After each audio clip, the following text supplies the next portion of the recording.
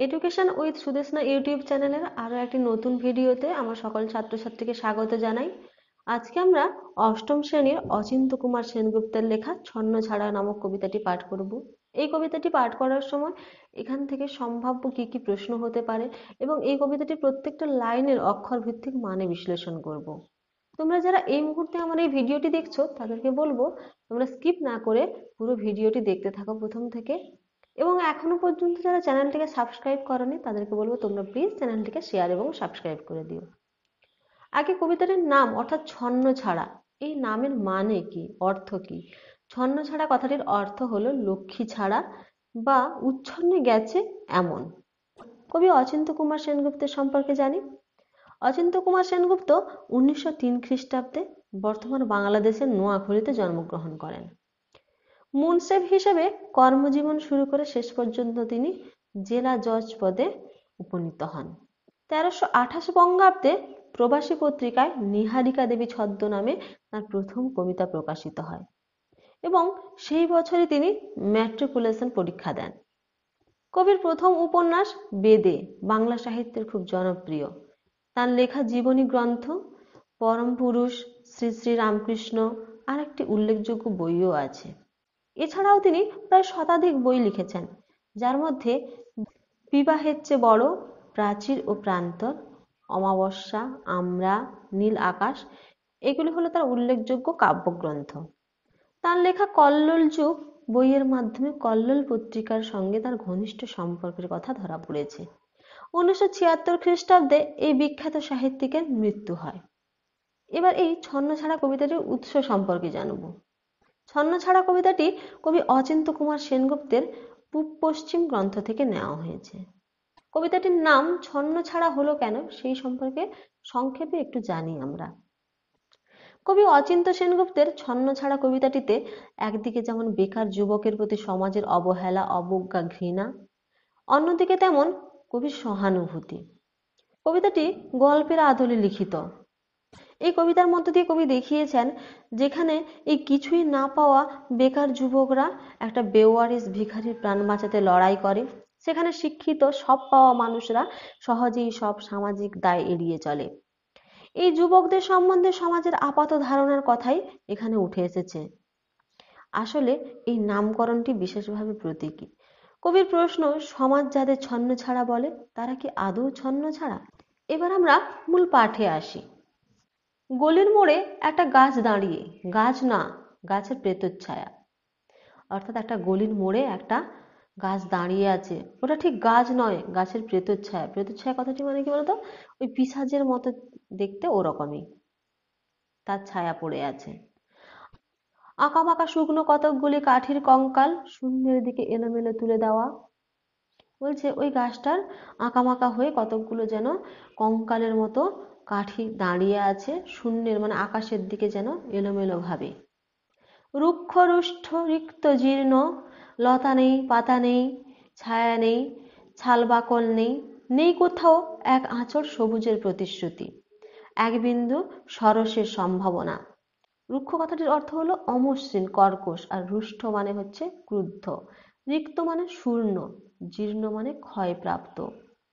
এমন ভাবে একটা গাছ যার লতা নেই, পাতা নেই, ছায়া নেই, বাকল নেই, ছাল নেই, সে যেন শুধু দাঁড়িয়ে আছে এক আঁচড় অর্থাৎ এক টুকরো সবুজের প্রতিশ্রুতি নিয়ে, এক বিন্দু সরসের সম্ভাবনা নিয়ে, একটা বিন্দু, বিন্দু খানিক সরসের সম্ভাবনা মানে রসের সম্ভাবনা নিয়ে সে দাঁড়িয়ে আছে। ওই পথ দিয়ে জরুরি দরকারে যাচ্ছিলাম ট্যাক্সি করে। ওই পথ দিয়েই কবি জরুরি দরকারে ট্যাক্সি করে যাচ্ছিলেন। ড্রাইভার বললে ওদিকে যাব না। এখান থেকে একটা প্রশ্ন হতে পারে, ড্রাইভার কেন বললেন ওদিকে যাবেন না? দেখছেন না ছন্নছাড়া কটা বেকার ছোকরা রাস্তার মাঝখানে দাঁড়িয়ে আড্ডা দিচ্ছে। অর্থাৎ কিছু বাউন্ডেলে ছোকরা যারা হচ্ছে ছন্নছাড়া, ছন্ন মানে লক্ষ্মী ছাড়া, এমন ছোকরা মানে কম বয়সী ছেলেরা দাঁড়িয়ে আড্ডা দিচ্ছে। কোথায় আড্ডা দিচ্ছে? রাস্তার মাঝখানে। চোগা প্যান্ট, চোখা জুতো, রোখা মেজাজ, ঠোকা কপাল, ওই ছেলেদের বর্ণনা দিচ্ছেন। কেমন? চোঙা প্যান্ট, অর্থাৎ পায়ের দিকে নিচের দিকে ঢিলে ঢালা প্যান্ট, চোখা জুতো, চোখা জুতো মানে সামনের দিকে সরু হয়ে গেছে এমন জুতো, রোখা মেজাজ মানে রুক্ষ বা কর্কশ মেজাজ, আর হচ্ছে কি ঠোকা কপাল অর্থাৎ হতভাগা। ওখান দিয়ে গেলেই গাড়ি থামিয়ে লিফট চাইবে। কবি বলছেন ওখান দিয়ে গেলেই যেন ওদের সামনে দিয়ে গেলে ওরা গাড়ি থামিয়ে দেবে আর লিফট চাইবে, বলবে হাওয়া খাওয়ান অর্থাৎ ঘুরতে নিয়ে যান। ওরা কারা? চেনেন না ওদের? ড্রাইভার আর কবির মধ্যে কথোপকথন হচ্ছে। ওরা বিরাট এক নৈরাজ্যের বাসিন্দে। নৈরাজ্য, নৈরাজ্য মানে বিশৃঙ্খলা, আর কি নেই রাজ্য, ওদের কোনো বাড়ি বাসস্থান ঠিকানা নেই, তারই ওরা বাসিন্দা। ওদের কিছু নেই, ভিটে নেই, ভিত নেই, রীতি নেই, নীতি নেই, আইন নেই, কানুন নেই, নিয়ম নেই, ভদ্রতা নেই, শ্লীলতা শালীনতা নেই। ওদের থাকার মতো জায়গা নেই, বাসস্থান নেই, ওদের কোনো নীতি নেই, নিয়ম শৃঙ্খলা নেই, কিছু নেই, আইনও নেই ওদের, ওরা কোনো আইন মানে না, ওদের কোনো ভদ্রতা নেই, ওরা ভদ্র সমাজের সাথে মিশতে পারে না, ওদের কোনো শ্লীলতা নেই মানে শালীনতা নেই। ঘেঁষবেন না ওদের কাছে, বলছেন যে ওদের কাছে একেবারেই ঘেঁষবেন না, ওদের মধ্যে কিছুই নেই, ওরা বাউন্ডুলে, ওরা কোনো ভদ্রতার ধার ধারে না, ওরা অশ্লীল। কেন নেই? ওরা যে নেই রাজ্যের বাসিন্দা, অর্থাৎ ওদের কোনো রাজ্য নেই, ওরা তো ওই রকম রাজ্যের বাসিন্দা। ওদের জন্য কলেজে সিট নেই, অফিসে চাকরি নেই, কারখানায় কাজ নেই, ট্রামে বাসে জায়গা নেই, ওদের যেন কোথাও কোনো জায়গা নেই। ওরা বাউন্ডুলে বলে ওদের যেন কোনো অফিসে চাকরিও, ভদ্র সমাজে চাকরিও থাকে না, আবার কোনো কারখানায় ওদের নেয় না, বাসে ট্রামে কোথাও ওদের যেন কোনো সিট থাকে না, আর পড়াশুনো করার মতো কলেজে ওদের জন্য কোনো সিট বরাদ্দ থাকে না।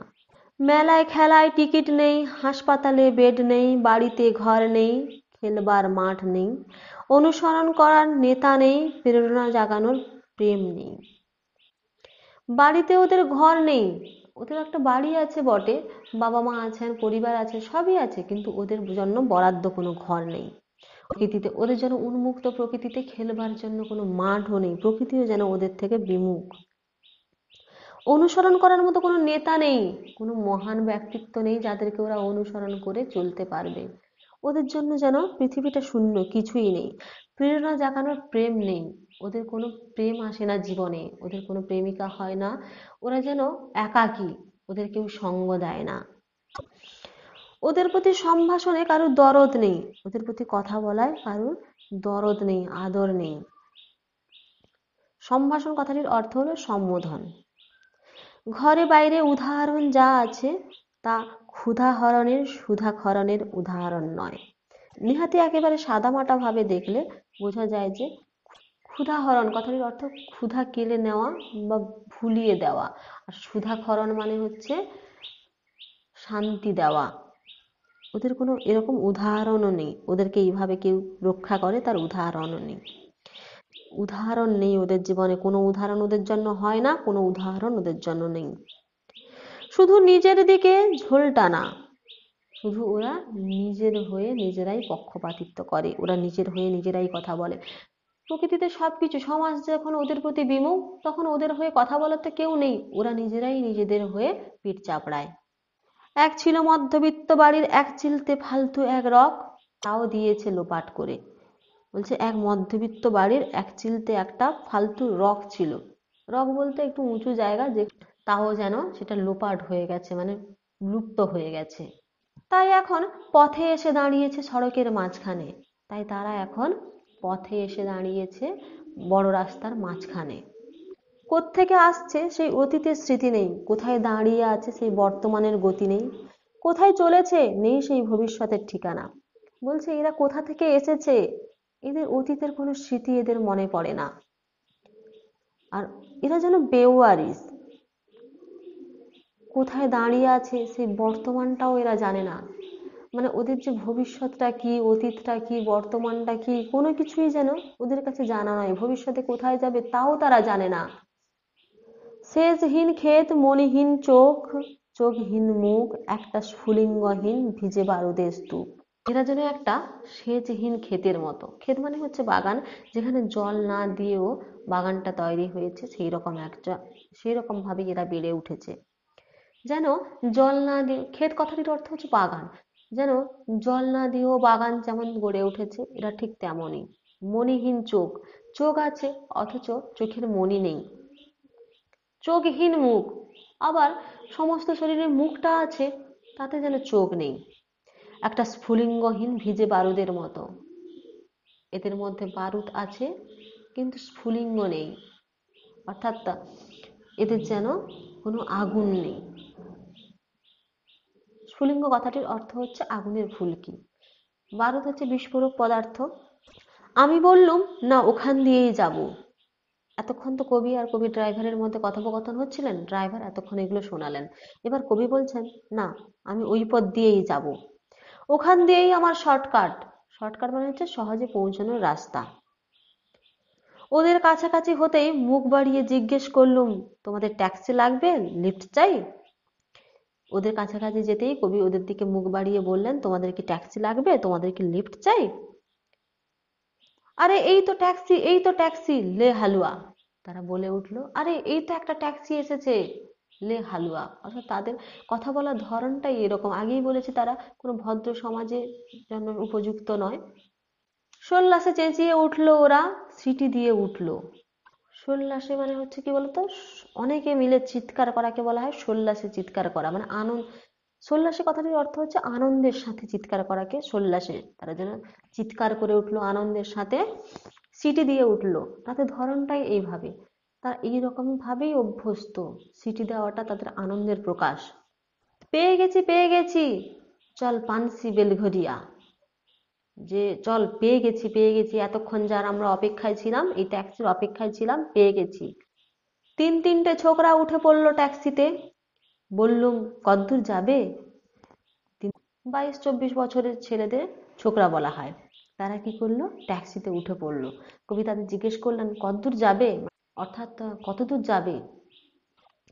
এই কাছেই, ওই দেখতে পাচ্ছেন না ভিড়? বলছে এই কাছেই যাব, এখানে যে ভিড় জমেছে দেখতে পাচ্ছেন না?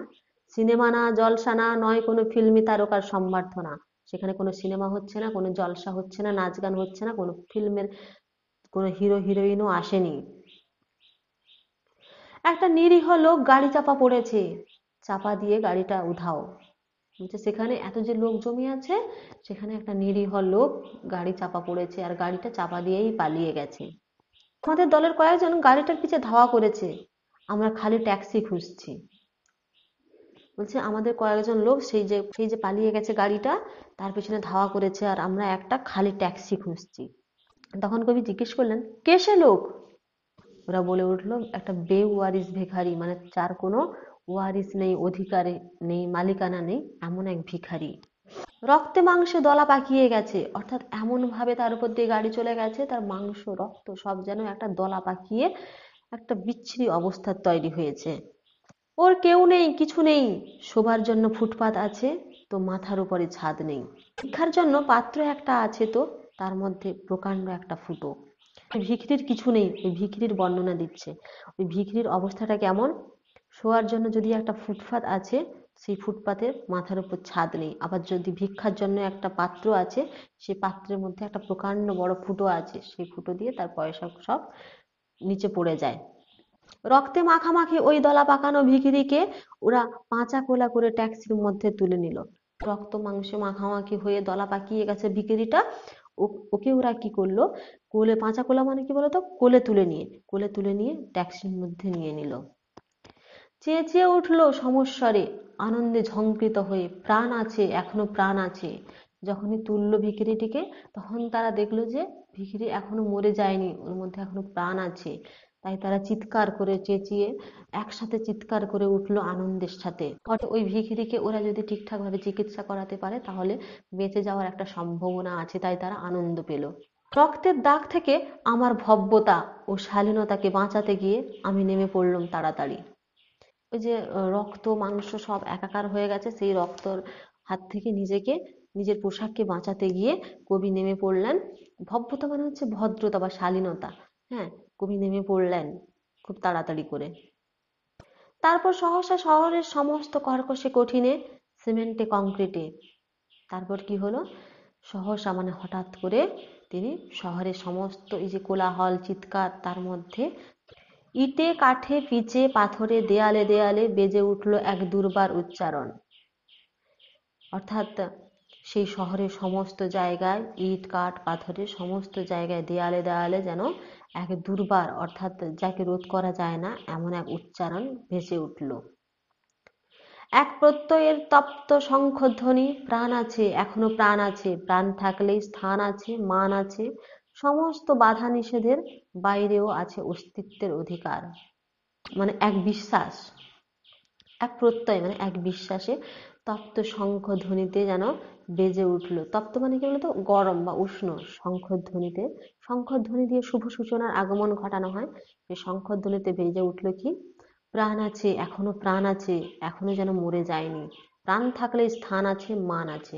যদি বেঁচে থাকে তাহলে অবশ্যই এই পৃথিবীতে তার স্থান আছে এবং তার নিজের মতো একটা মান আছে, মানে একটা মান সম্মান আছে।